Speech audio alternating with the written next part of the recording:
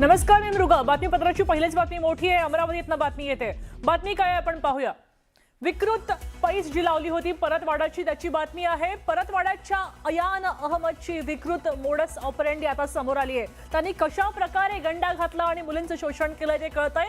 एका कथित गुरुनं गुरुमंत्र दिला असाही दावा त्यानं केलाय आणि या दाव्यानंतर त्यांनी हे व्हिडिओ व्हायरल केले आणि त्यानंतर त्यांच्यामध्ये वाद झाला. हे सगळं प्रकरण कळतंय आपण. मुलींना हाय हॅलो नको, थेट प्रश्न विचार अशी माहिती या गुरुनं दिली आहे आणि त्यानंतर या कथित टिप्स हा गुरु त्या मुलांना द्यायचा अशी माहिती समोर आली. हाय हॅलो नको, थेट प्रश्न विचारायचा सल्ला त्याने दिला आणि त्यानंतर हा लव गुरु आप वही हो जो वहा मिले थे ना असा प्रश्न विचारून तो संवादाची सुरुवात करायचा. आणि दरम्यान अयानला टिप्स देणारा हा गुरु, हा लव गुरु कोण होता असा प्रश्न आता उपस्थित केला जातोय.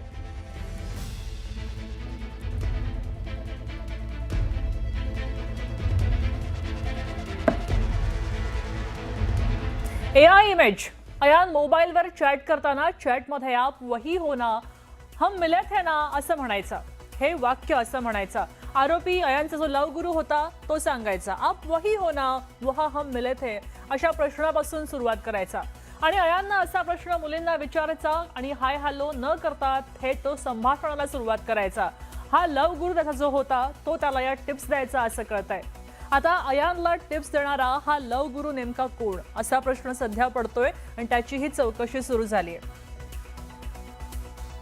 आपण पाहतोय की ह्या अयानला ज्याने टिप्स दिल्या होत्या तो लव गुरु जो होता त्यांनी अनेक टिप्स दिल्या की हाय हॅलो करत बसायचं नाही तर थेट प्रश्नाला हात घालायचा आणि त्यानंतर मुलगी जाळ्यात अडकते.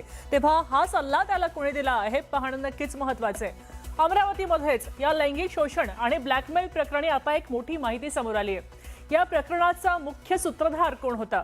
अमरावतीची बातमी आपण पुन्हा पाहतोय. लैंगिक शोषण प्रकरण जे 2 दिवस चर्चेत आहे त्याच्याबद्दलची एक मोठी बातमी समोर आली आहे. या आरोपी अयानच्या कबुलीमध्ये धक्कादायक वास्तव समोर आलंय. धक्कादायक माहिती समोर आली आहे. पोलीस 2 दिवस तपास करतायत.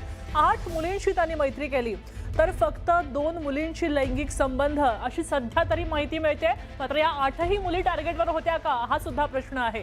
त्याचबरोबर ब्रेकअप झाला आणि ब्रेकअप नंतर मुलींचे फोटो अयाननं सोशल मीडियावर पोस्ट केले होते. ब्रेकअप नंतर त्या सगळ्या मुलींची अब्रू घालवायची आणि त्यासाठी हे फोटो पोस्ट केले असा धक्कादायक जबाब त्याच्या चौकशीतनं समोर येतोय. त्याच्या पहिल्या ब्रेकअप नंतर मी या गोष्टी करायला लागलो आणि प्ले बॉय बनत चाललो. अनेक मुलींना आपल्या जाळ्यात ओढल्याची कबुली आता अयाननं दिली आहे आणि यावेळी कबुलीमध्ये त्यांनी मुलींना जाळ्यात कसं अडकवायचा याबद्दलची ही माहिती दिली आहे. दुसरीकडे मुख्य आरोपी अयाननं 8 मुलींशी मैत्री केली अशी कबुली दिली आहे. मात्र केवळ 2 मुलींसोबत लैंगिक संबंध प्रस्थापित केले आणि इतर 6 मुलींसोबत लैंगिक संबंध प्रस्थापित केले नव्हते ही त्यानं कबुली दिली. दरम्यान अयान हा इंस्टाग्रामवर प्रचंड सक्रिय होता. त्याचे मोठे फॉलोअर्स होते. त्याचे 18,000पेक्षा जास्त फॉलोअर्स होते आणि आपल्या सोशल मीडिया प्रोफाईलचा वापर करून तो मुलींना आकर्षित करायचा अशी माहिती आहे. त्याचबरोबर अयान सोशल मीडियाच्या माध्यमातून मुलींशी संपर्क करायचा आणि त्यानंतर त्यांच्याशी संवाद साधायचा, त्यांचा विश्वास संपादन करायचा. एकदा का मुलींचा विश्वास बसला की तो त्यांच्याकडे शरीर सुखाची मागणी करायचा किंवा त्यांना लैंगिक संबंधासाठी भाग पाडायचा. अनेक तरुणींना त्यांनी अशाच प्रकारे आपल्या जाळ्यात ओढून घेतले आणि त्यांचे शोषण केले हे तपासात निष्पन्न झाले.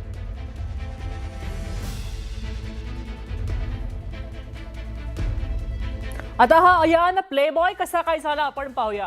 सोशल मीडियावर तो सक्रिय होता. सोशल मीडियावर अयानचे इंस्टाग्रामवर 18,000 फॉलोअर्स होते आणि एका मुलीवर अयानचं प्रेम होतं. पण ब्रेकअप झाला आणि ब्रेकअप झाल्यानंतर अयान प्ले बॉय बनला. या अयाननं मुलींना पटवायचा सपाटा सुरू केला. आरोपी उरेजची अयाननं पैज लावली होती. 8 मुलींना अयाननं प्रेमाच्या जाळ्यात ओढलं. एका मुलीच्या प्रेमभंगानंतर त्यांनी 8 मुलींचं आयुष्य दाव्याला लावलं. 2 मुलींवर लैंगिक अत्याचारही केले आणि ती कबुली त्याने दिली आहे. मुलींसोबतचे फोटो सुद्धा त्यानं मीडियावर पोस्ट केले ही स्वतः त्यांनी कबुली चौकशीमध्ये दिली आहे.